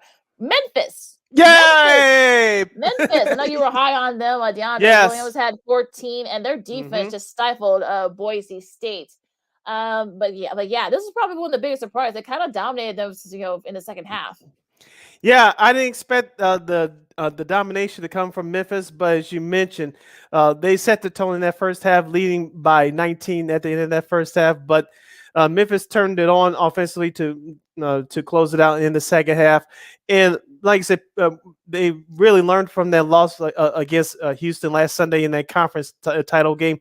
Let's see if they can keep it going tomorrow against Gonzaga. So that's going to be tough. That's going to be tough. Well, you know what? They got a couple of big guys, up front that can give Timmy a little bit of a hard time. If they can, force the Zags to make tough shots, to take tough shots, I should say, and miss them, we'll see what happens. Don't count the Tigers just yet. Now, probably the biggest upset, outside of the St. Pete's, beating Kentucky, was Michigan beating Colorado State. They came back. Yeah. Joel Howard made some halftime adjustments. They came back and then win that game. Thanks a lot. Thanks a lot, Rams. I had like that was they were the kind of like the trendy pick. Hunter Dickinson You had and Romy 21 being points. good friend of the show. Yeah, I know. I saw her tweet. Yeah. So but what do you think about this one? 11 being now to 6. Yeah, the Michigan's big guy, Hunter Dickinson, who made a big return to the lineup for Michigan at the end of the season. Yesterday, he had 21.6 rebounds in the assist. It was the defense for Michigan, obviously, that turned it around in that second half. Colorado just didn't know what to do down the stretch. They got ahead early. They fed off their energy with their early aggressive hustle play. Michigan was missing a lot of open shots early, and plus they were turning the ball over a lot. You saw that script totally flipped in the second half. They did, and they were able to force Colorado State to take tough shots and look, give Juwan Howard credit. I know that they felt that weight of folks saying, well, y'all didn't deserve to be in the tournament, so they proved so far they are. Marquette and North Carolina. Okay, we can skip this one. North Carolina. Oh Lord! Shut up, Petey Pablo. Spin it like a helicopter. Don't you dare! Don't you dare! I'm begging you. I had to say that. Brady Monick had 28 leading the way for North Carolina, and they just Marquette just did not look good. They didn't. They just couldn't get it together. Yeah, you kind of took the words right out of my mouth, though. North Carolina had a strong start. They led by 28 at the end of the first half. Marquette did make a run. Shout out to the Shaka Smarts. But it wasn't enough. As I said to you before, Lakeena, I think I might have said this to you on our preview show. North Carolina's a good team, but I think they're going to hit their stride next year. Hubert Davis will get the recruits that he really wants and to help keep North Carolina at a high level. But this was a great win for them yesterday. Really good win for them as well. Of course, we mentioned the Creighton San Diego State comeback. Nice comeback there by Greg McDermott and his Blue Jays squad. Now going into tomorrow's game, you listen to Second City Sports on Sports Zone Chicago. Sydney Brown, Lakeena McGee with you. We're talking about these Friday March Madness games going on. It looks like Loyola's turning run is going to come to an end. It's a little over a minute left. Ohio State is now up 15. Well, now 14 because Loyola's in the free throw line. Loyola just couldn't get it together, it looks like. So it looks like the Fighting Sister Jeans are, going bye-bye. Yeah, you couldn't get a consistent third scorer to help out Braden Norris and Lucas Williamson. And it looks like Lucas Williamson's career as a college basketball player will be coming to an end. As we mentioned, Lakeena, on our previous show as well, Cameron Krutwig, who was their big star from their turning run in 2018 in the Final Four. Of course, he helped shut down Kofi Cockburn in Illinois last year. They could have used him today. Of course, his eligibility was up after last year, but they could have used a guy like him today because starting off that game, both teams you could tell they were nervous. They was missing a lot of open shots, and both teams were giving up a lot of long offensive rebounds. But Ohio State turned it around in that second half, and Loyola just could not get shots to fall, especially from three-point range. I know Lucas Williamson and a couple others missed a couple of easy layups, but Loyola couldn't have that third scorer to step up, and that's what cost them today. Yeah, and Ohio State would really stifle them on defense too. So that's really, that's really was a key in that game. They're down over in Pittsburgh. Looks like Auburn's pulling away from the Gamecocks of Jacksonville State in Greenville, South Carolina. They're up 21 with a little over 10 minutes left. That game is currently on True TV as we speak. Texas Tech up 19, almost doubling up on Montana State. That game is in San Diego. It's on TNT right now. And Purdue trying to pull away from Yale, 25 to 16, I should say. That's in Milwaukee. Our buddy Spiro Adidas is calling the game there on TBS with Debbie Antonelli, who's terrific analyst, does both men's and women's basketball. She does it very well. It was a great player too in her own right. And going into these later games, that game coming up in Pittsburgh. After that Ohio State Loyola game is finished, you got Villanova and Delaware. Both the governors are betting with crab cake, so that's another nice little sidebar there. USC and Miami. That's the Greenville game. After that Jacksonville State Auburn game, that'll be on True TV. I have Miami in an upset. Yeah, what would really be 7-10 is not really an upset. But technically it is. No, yeah, Notre Dame had to fly like cross country after that double overtime throw against Rutgers. They play Alabama in San Diego, Virginia Tech and Texas. That's going to be on Milwaukee. That's going to be at TBS. Of course, our buddies Sparrow Days will have that game. The 5:50 game here in Illinois. We'll preview this. We'll preview this real quick. Yeah, Illinois and Chattanooga. That'll be in Pittsburgh. That'll be the first night game coming up. This is gonna be an interesting game, because I feel like I know Kofi Coburn. I know that he kind of figured that the Illinois is gonna go very far in the tournaments. Look, you got a Chattanooga squad that can be that's really good. So I think Illinois better not take them lightly.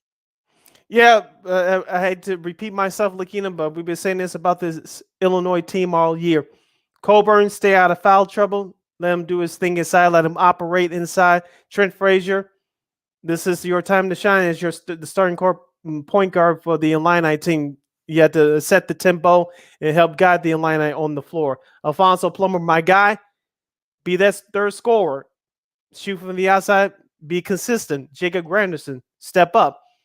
Coleman Hawkins, the backup big man for Coburn. Stay out of foul trouble. Patrol the paint from the inside. If you open with those outside shots, take them. This should be a total team effort from Illinois tonight. Like you said, don't take Chattanooga lightly, but they have to set the tempo early on. Get after it defensively. Take Chattanooga out the game. Don't give them any life. Yeah, because they can shoot the three pretty well. Chattanooga can. Malachi Smith, who of course is from Belleville, I believe, and of course he shot that miracle three that sent them to the tournament. The got to stop him as well. So let me just see. Look, like I said, set the tone early if you're the Illini. I mean, look, I'm sure Chattanooga's gonna want to slow you down, and that's sort of like their style of play. They like to speed it up too. So if you're Illinois, Cabello, you need to step up as well. And look, hopefully Illinois can, win this first round matchup, because it's going to be a very tough one. Don't take, the Mocs lightly. Yeah, we'll see what happens. That's at 5:50 tonight, and that's on TNT. Continuing with the primetime schedule for tonight, Friday. Number 2, Duke will host number 15, CSU Fullerton. That's the West region in the first round. That's at 6:10 p.m. on CBS. Duke is an 18.5-point favorite. Do we see another 15-2 upset? They've been in that spot before. Duke has. Remember, CJ McCollum's Lehigh team upset Duke a few years back, so this wouldn't be the first time. But we'll see if maybe. I'm sure a lot of Duke fans are hoping that a lot of pressure is going to be on these guys, because it's Coach K's last go around the tournament. I'm sure the pressure is going to be on them to go far. They shouldn't really have no problem with the Tigers from CSU Fullerton, but we'll see. It should be a good one here on TBS in Milwaukee. You got LSU and Iowa State. LSU, they don't have a coach right now. Will Wade was let go for unforeseen reasons, but that should be an interesting one there. And up in Milwaukee, everybody's pro teams had to call there at 6:20 on TBS. Arizona and Wright State, at 6:27 on San Diego. That'll be on San Diego. That'll be on True TV. UAB versus Houston, the the old Conference USA days. That's in Pittsburgh. 8:20, I should say, on TNT. Should be a good one here. Davidson and Michigan State. I told you I have Davidson. I have Davidson. They look, that's a really good veteran squad. That's 8:40 on CBS. That should be a fun one. Colgate and Wisconsin, watch out for the toothpaste, as our buddy Andy Mazer said. Look, that's a veteran squad. They're not going to be afraid of Wisconsin. If Johnny Davis can't get the shoe together, I know he's been banged up. He got banged up in the Big Ten tournament. If they can't, I know it's a home game for them because they'll be in Milwaukee, but if they can't get it together, they're going to watch out for the toothpaste, as they say. Yeah. Should be a good one here. This last game in San Diego. You got the 9-8 matchup. We got TCU and Seton Hall. That should be a fun one. Yep, and Seton Hall is favored by 1.5, and they'll wrap up your Friday. Wrap up your Friday night schedule. Let's go to the Saturday games, Lakeena, if I can get them up on my screen here. A lot of good ones. Yeah, it's a lot of good ones. We'll start off with this will be the first game tomorrow morning on CBS at 11:10 in the morning. North Carolina versus Baylor. This could be like one of those. This could be like a grinded out type of games. Baylor likes to slow it down. So if North Carolina can't jump on Baylor early, it could be a long morning for North Carolina. Remember, it's also in Fort Worth too, so it's going to be essentially a home game for Baylor. So hopefully, if Baylor can kind of slow it down a little bit, show that veteran experience. They got a lot of guys there from last year's team still there that won the championship. This should be a good one, though. Yep. At 1:40 p.m. tomorrow on CBS, following that first game will be number 1 Kansas versus number 9 Creighton in the Midwest region, the second round. Yeah, that should be a fun one too. I think if you're Kansas, I think you don't want to give Creighton like a shot. So try to like I said, same thing with Baylor and North Carolina. Jump on them early, jump on them offense, step on their throat, and don't look back. At 4:15 tomorrow on CBS, we have number 3 Tennessee hosting number 11 Michigan Wolverines in the South region. That would be interesting. I think Michigan, I think they're going to be coming off that high from being Colorado State, kind of like the prove it game, for a lot of people. I think if you're Tennessee, you kind of want to use that to sort of sort of ease and be a little bit mellow and, get your guys going. So hopefully they can do that. At 5:10 p.m. tomorrow on TNT, Providence will take on the number 12 Richmond Spiders.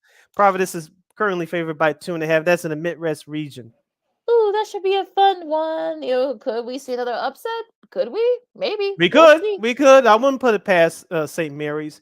At 6:10 on TBS, UCLA will take on St. Mary's in the 5-4 matchup. That's in the East region. We could see another upset here, maybe, but I have UCLA moving on. Yeah, they got a lot of big guys there at St. Mary's. They couldn't get that basketball over that backboard there, but look, I think if UCLA likes to they play defense, so if they can go slow it down with St. Mary's, I think maybe they could probably this could be a good one too. But I feel like UCLA will probably pull away late.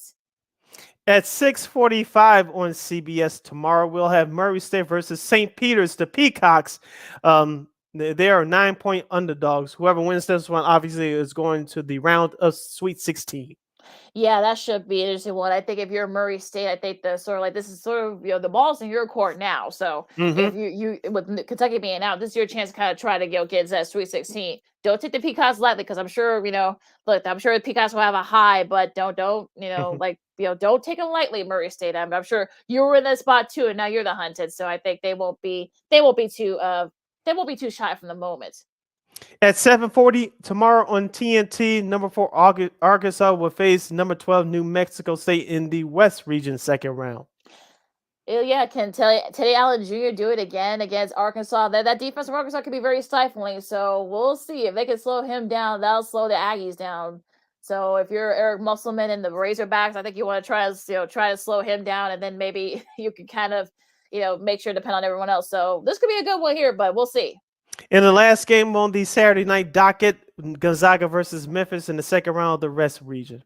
Told you I don't trust Gonzaga, so I'm not gonna say that Memphis could pull it off, but if they could do like they did with Boise State, slow them down, take tough shots, get Timmy in foul trouble, we might see another one going down. We'll see.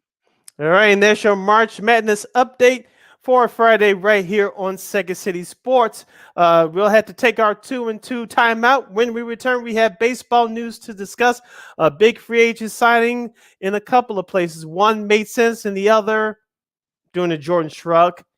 And I have a TV suggestion for you guys. And we have a whole lot more nuggets. Along with Miss Lakeena McGee, I am Sidney Brown. You listen to the Friday edition of Second City Sports. We're live in 11 color right here on Sports Zone Chicago.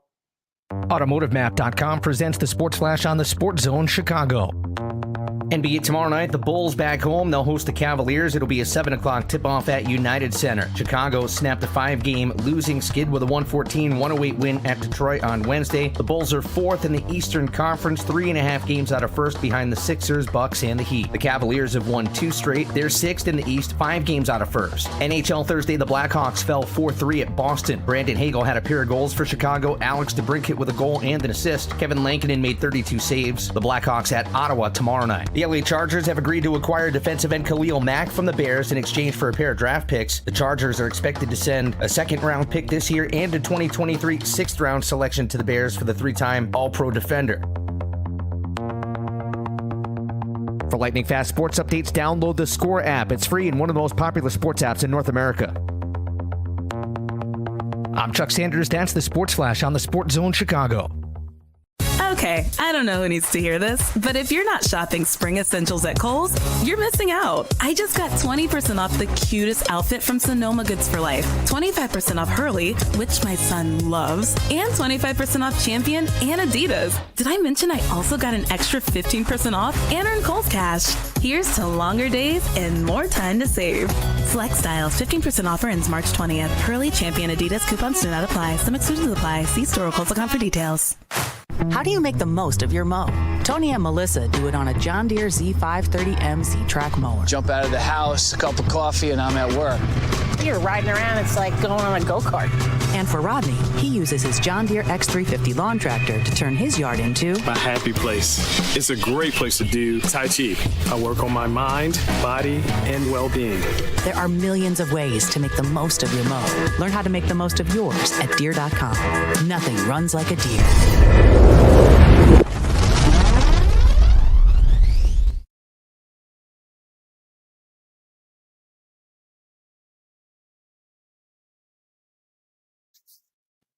Welcome back to Second City Sports on the hashtag Friday edition right here on Sports Zone Chicago. We're live and in living color. Sid, Lakeena here with you. We have about around 25 minutes left to go in the show for today and for the week. You have a question or comment during our last 25 minutes or so, you can go to Sports Zone Chicago's Facebook page or Sports Zone Chicago on YouTube. Type in your questions or comments in the comment section. Lakeena will get them up on the screen for you. Lakeena, before we get into baseball, one last update from the NCAA tournament action from earlier today. It was the Ohio State Buckeyes defeating the Loyola Ramblers of Chicago 54-41. EJ Liddell for Ohio State, 16 points, 10 rebounds in that one. Right now, late in the second half, Auburn is leading Jacksonville 67-55. Let's see if the Tigers can hold on there. Also, late in the first half, Texas Tech is leading Montana State 48-22. And just getting started again late in that first half, 6-14 to be exact. But number 3, Purdue is leading Yale, number 14, 32-22. Yeah, let's see if Auburn can hold on against Jacksonville State, and it looks like Texas putting it on Montana State early, and we'll see if Purdue can pull away from Yale. So we got some good ones to kind of we talked about it earlier. So going into baseball right now, Sid, you said that there were some moves that were made that you kind of wonder, like, made you scratch your head. Tell us. First, the good news: Freddie Freeman. He's ended his he ended his relationship with the Atlanta Braves. He's a World Series champion. Finally got his ring with the big team in the South. He's headed west. He is leaving Atlanta to go to Los Angeles Dodgers. He's going to be their primary first baseman. Sometimes he's going to be the DH as well because it's a universal DH now. No pitchers are batting anymore. So the National League, welcome to American League style of baseball. Yeah, I'm sure John Lester's probably happy that he retired just in time. Yeah.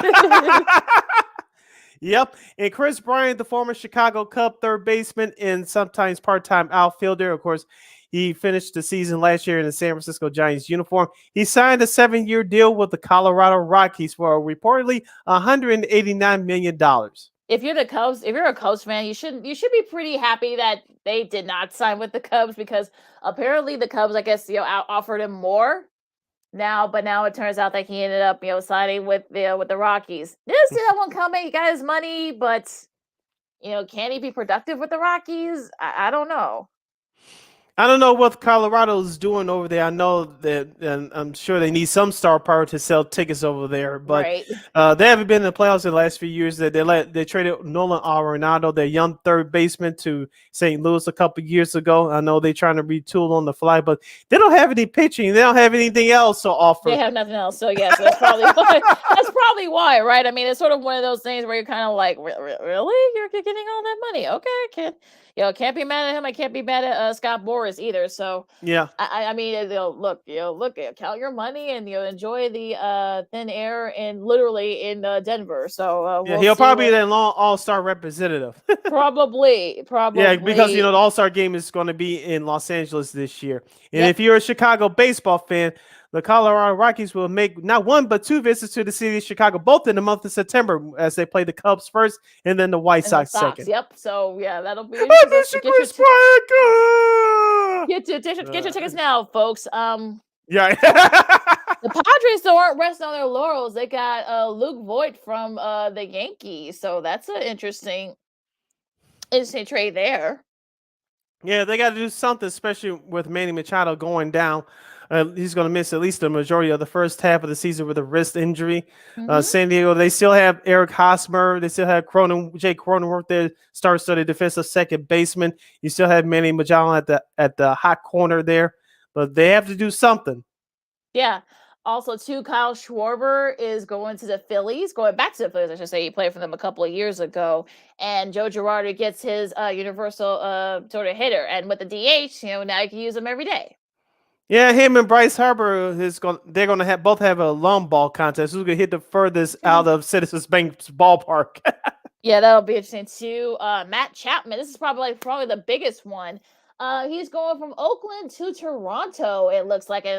Look, we've been saying that Toronto, yes, they need more pitching, but they can never have too many bats there. And I think Toronto, once we do our divisional previews, I'm not going to say Toronto is a team to beat in the AL East, but I think they could definitely be right there for the wild card. They were right there last year. The pitching and I think they were still traveling a lot, but I think having Chapman there kind of like sets the tone for that offense. Like they don't really need it, but I think he definitely helps. In that he brings that veteran leadership and everything else. So I really think this is a good move for Toronto. Yeah, we talked about Toronto for the last 2-3 years. They have a stacked lineup led by Vlad Guerrero Jr. He would have been the MVP last year in the AL if it wasn't for Shohei Ohtani's historic season. I know they picked up Jose Barrios from Minnesota at the trade deadline last year. He did help them a little bit, but they still need a whole lot more starting pitching. And I think they have it. They'll give Tampa Bay a run for their money. They'll definitely give the Yankees a run for their money. And Boston, they better not rest either because Toronto gave Boston trouble last year, and Toronto wasn't fully at their mode. Yeah, too, because with the pitching especially. So, any other sort of signings in baseball? You still got look. You still don't know where Carlos Correa is going to go. So that's still left to be decided. Anthony Rizzo is staying with the Yankees, but it gets a little bit interesting because he's not vaccinated. And look, that's his right, and and other reasons and whatnot. But apparently, they're still under the vax mandate in some places in New York City. So will we see him? Will he get vaccinated? Will it be lifted before the start of the season in about a month? You would think, but we'll see what happens with that. Like I said, this is not a political show. We won't get into it, but you would think something we've done between now and opening day because we now know that things are opening back up. Baseball, we're going to have a full 162 game, a full 162 game season. And that city, New York City, has been through a lot, just like everywhere else in the country, in the world. They need money, and trust me, fans are not going to come out and see subpar players. They come out to see stars perform. And if that mandate holds up and those players cannot play, there's going to be a problem. And so that's what I say it's going to be. I don't want to say it's going to be riots in the streets, but you wonder, like, is it going to get to the point where you're gonna, is it gonna be like I think, especially when you're going through this with Kyrie right now with the Nets, so in NBA, so we'll see what happens. Seiya Suzuki, I should say. The Cubs win that sweepstakes. They get a nice little utility guy, coming in and such. I guess they are spending a little bit of money. He got 5 years, $85 million. But, look, I think this is a nice, pickup for the Cubs. I feel like this, they needed this. He's a really great, player from Japan. He can play multiple positions and such. So I think this is sort of like, look, are the Cubs in win now mode? No, but I think this is sort of like a nice way. If he can kind of produce right away, I think he'll definitely sell into the American style of Major League Baseball pretty quick. Yeah, like you said, the Cubs have done very well with picking up foreign players in the past. I remember at least he got up to a hot start. Kosuke Fukudome from those Lou Piniella teams 08 and 09. Even though he did fizzle a lot every day, he had a strong start. I think he made the All-Star team his rookie year. He did. And so he had a nice hot start. So we'll see what happens with the Cubs as they still try to rebuild and be competitive in the NL Central, because Milwaukee was good last year, but you saw what they did against the Braves in the divisional round. They flamed out. St. Louis, they lost in the wild card game last year. We'll see what they do coming back for this season. Cincinnati, they train up pieces too. If Yep. you're a Oh, Cincinnati yeah. fan or an Oakland fan, you are not happy as opening day commences in about 3 weeks. Yeah, I'm sure Tom Waddle, who we know is from Cincinnati, is a big Reds fan. I'm sure he wasn't very happy when they were really right there for a wild card spot last season, and now you turn out that you're trading some of your best guys, and now you're just now you're kind of like well, I'm not. That's just you don't know what to do. If you're Oakland, you're thinking what the hell? Like we were right, we were in the playoffs the last couple. What are they doing? So I don't know.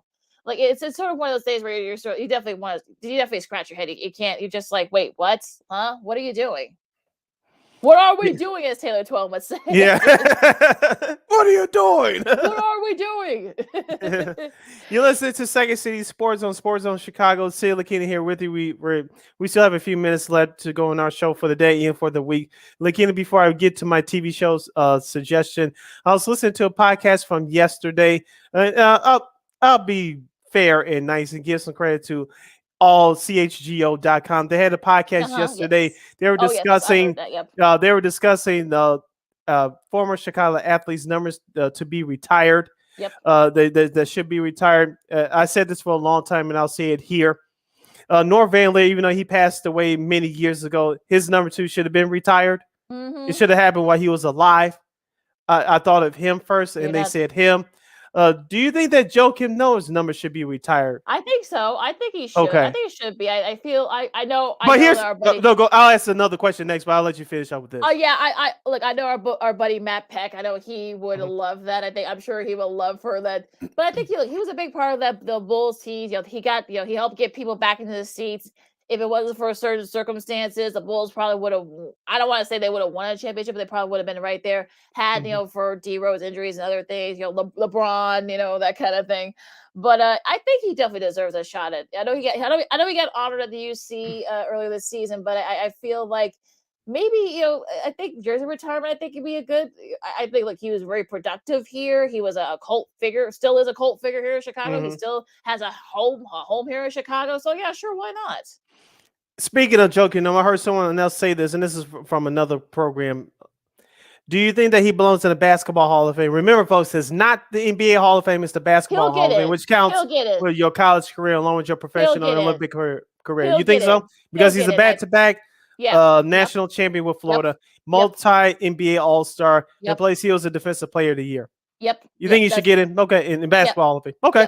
Yep, he will, and he will. He may not get in right away, but I think he will. I think those 06, 07 Florida teams don't get their due. I feel like so. I think that whole team they have some good players like him and Al Horford.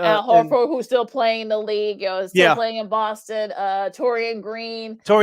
Yep, and Corey Brewer. Corey Brewer, yep. Yeah. Where is he playing? I'm sure he's playing somewhere, but yeah. So I think he'll definitely get in. I think that whole team will probably get in. I feel like, I think Billy Donovan will get in as well. That's why Billy Donovan will get into the Basketball Hall of Fame eventually too. So, yeah, I think he'll get in. I think. Now, what's some of the other Chicago athletes you feel like their numbers should be retired? Peanut, I think Lance Briggs. Although look, in the NFL, they're very picky about that kind of thing, so I don't think we'll see it. Yeah, I think the Bears are running out of numbers too. They are. So I feel like maybe Briggs and Peanut and those guys, that whole group. I feel like they probably will not get in eventually. In recent years, do you think D Rose will get into the Hall of Fame? I don't know if he'll get in the Hall of Fame, but I think the Bulls should retire his number.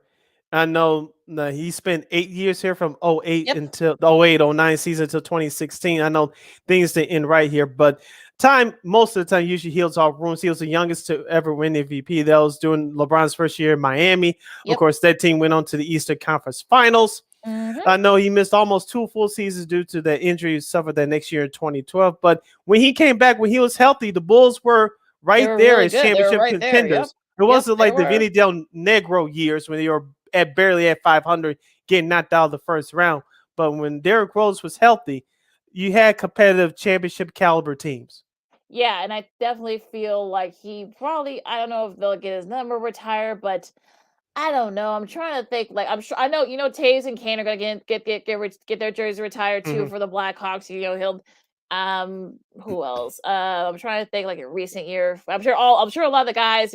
I'm sure Rizzo and Brian will get retired. Their numbers retired for the Cubs. Well, Frank Tom's already got his number retired for Yeah. the White Sox, so that you don't have to worry about that. I'm trying to think like anybody from that 05 World Series team. Will Scott Pizzetic, Jeff Blum, or any of those guys get their numbers retired? I know Mark Probably Burley's not. in their Hall of the Sox Hall of Fame. I don't know. I think his number is retired. I want to say his number is retired. So I think that's probably enough from that squad. Let's see. This podcast, the CHGO podcast brought these two names up yesterday regarding the Chicago Bulls: Dennis Rodman and Horace Grant. Dennis Rodman, no, he No. did what he what was he was supposed to expected to do, but Yeah. they're not going to retire his number. Like I said, he's in the Basketball Hall of Fame. That's it for him. He's Yeah. perhaps the greatest rebound ever. Horace Grant, I know things didn't end right here. He left to go to Orlando. No. But if you gave me a choice between Rodman and Grant, it would be Grant. But realistically, they're not going to retire Grant's 54 either. No, that's not going to happen. So, yeah, I don't think so. I know Bill Cartwright's in, I don't think so. I don't think that's going to happen either. We're running out of players here, Sid. I don't. Charles Oakley, no. Oakley, no. I would say Oakley, no. I'm trying to think you trying to think Brad like Sellers, no. no. Oh no.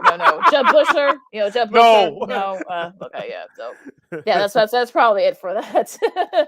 But yeah, I mean, yeah. Look, I feel like maybe like the guys we mentioned will probably get in. I think once the Chicago Sky, you got the Candace Parker Oley. She said she's only been here for a year. You got that she'll get her number retired. I know Stacey Dales will probably get her number retired too. She's gone on to do some great things media wise. She covers the Bears for NFL Network. But yeah, I can't really think of anybody else. I'm going back to the Blackhawks, especially doing their Stanley Cup run. Sharpie? Yeah, I was going to say you can seriously think about retiring Patrick Sharp, number 10. Do you think maybe like an Adam Burrish, maybe? No. Hossa? Possibly, yeah. Okay. Possibly. Corey Crawford, who doesn't? Yeah, I feel he doesn't get his respect anyway. I don't think they'll retire his number, but he should be in their Ring of Honor. Yeah. Because like I said, the MVP should have been his in 2013 instead of Kane's. Yeah, I know Kane said it himself publicly, but he did. So so big shout out to him as well. Also, a quick hockey shout out. Alex Ovechkin scored his 767th goal early this week, passed Jaromir Jagr for third on the all-time list. He's 34 goals behind Gordie Howe with 801, and he's about about 90 behind the great one Wayne Gretzky. So congrats to him, and we'll see if he can make it to that point. But look, the fact that he's still playing as well as he is at 34 definitely should get some light and some definitely get his props. Yeah, he's like LeBron James trying to search for another championship ring. If they can break some more records in the process, so be it. That's where I see Alex Ovechkin right now. Now, will his team do well in the playoffs? We'll see. Because I think that this is a quick hockey minute. I think that the New York Rangers should be the number one team in the East. They're probably the team to beat win the conference. cup. Yeah, weren't they? I know the trade deadline is going on. Supposedly is approaching for hockey. Do you think Marc-Andre Fleury will end up going to maybe the Capitals?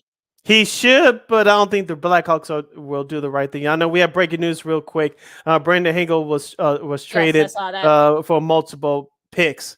And so we'll see if the Blackhawks can do anything else. New GM Kyle Davidson has a lot of work ahead of him.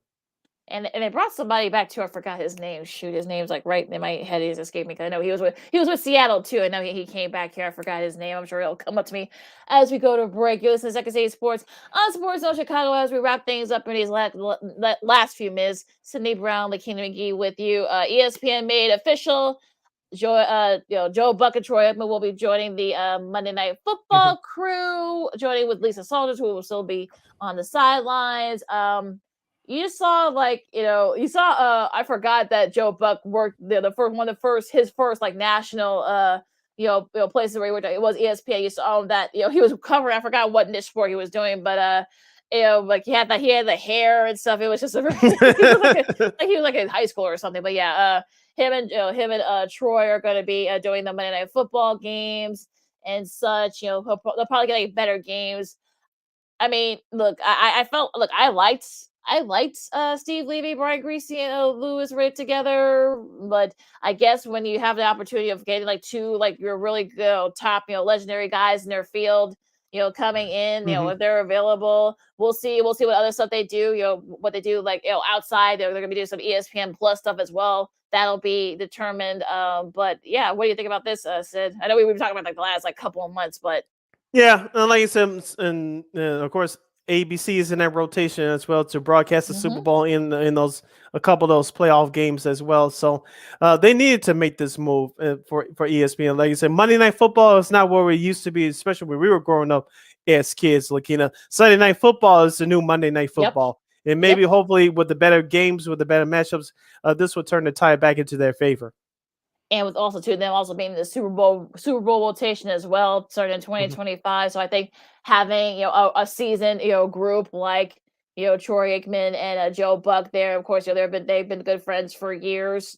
So I think this definitely helps them, and also ESPN will get a kind of definitely a better like plethora of games. So, and I remember back when we were growing up with Al Michaels and Dan Dierdorf and God rest his soul, Frank Gifford. Yeah, And to me, I think they were very underrated because I think that's the crew we grew up with. I know yeah. we can't go back to the 70s because we weren't born yet, but that was the one that was probably the best crew. I feel like they tried other ones, of course. Al Michaels and John Madden, and of course Mike Tirico and John Gruden, and of course the Phil experiment with Joe Tess and Jason Whitney, who was very good, and the Booker McFarland, the bookmobile. Oh, it was just terrible. You don't like that bubble bus thing they Yeah, did? that was just terrible. Like, what that big old thing he was driving around? What the hell was that? Like, come on! But and also, if you're Fox, who do you go with? Who's going to be your new number one crew? We've talked about it. We've been talking about the last few weeks too.